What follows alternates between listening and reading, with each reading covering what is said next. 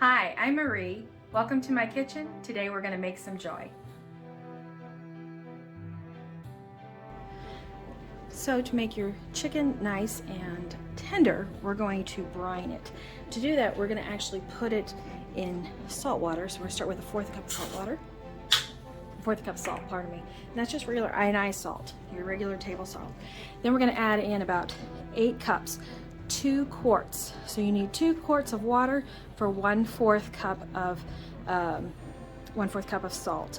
And this should do easily about 6 to 8 pieces of white chicken, or 2 packs of dark meat. That would be about 2 pounds of dark meat.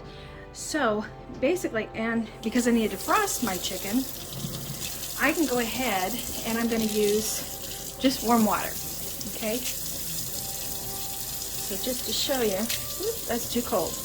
I want to defrost it, and I want to go ahead and also brine it. So the thing about with the warm water, I just need to make sure that is at about 100 some odd degrees. So just to show you, without putting it in the container yet, my water wants at least about 100 degrees, which if you feel it, it's about your body temp or a little bit warmer. There we go. That's just right. That should be about right. Just a little under 100 degrees, so that's perfect. So I'm going to add, as I said, 8 cups of water to the salt in the bowl. And you don't have to have a thermometer to tell the temperature. Basically, if you touch the water and it feels a little bit warmer than body temp, you're at the right temperature. If it's 2, 4, trying to count. But if it's much warmer than your body temp, then you know you got it too hot. Okay. So, and actually, chicken can actually sit in water that's up to about 120 degrees actually, and still be safe. So there is my 8 cups of water. Once you get used to it, you can really eyeball this pretty well. And I'm just using some chicken, frozen chicken that I already have.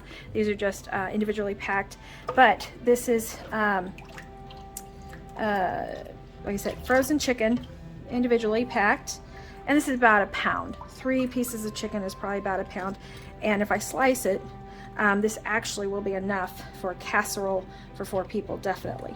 So as you can see, I can easily fit my 3 pieces. I could easily fit in a couple more pieces in there. Sorry, there you go.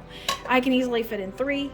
That's what I'm going to do for my family of 4 for a casserole, but I can definitely add a few more pieces for my chicken. So I'm going to let this sit.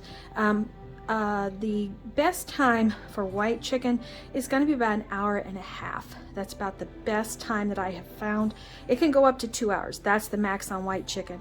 If you're doing dark chicken, it's going to be 4 hours. So between 3 to 4 hours is optimal for brining. And again, this is going to keep your chicken really, really tender when you're cooking it. Any which way you cook it, either in the oven or broiling or braising, or if you're putting it into a pan and cooking it that way.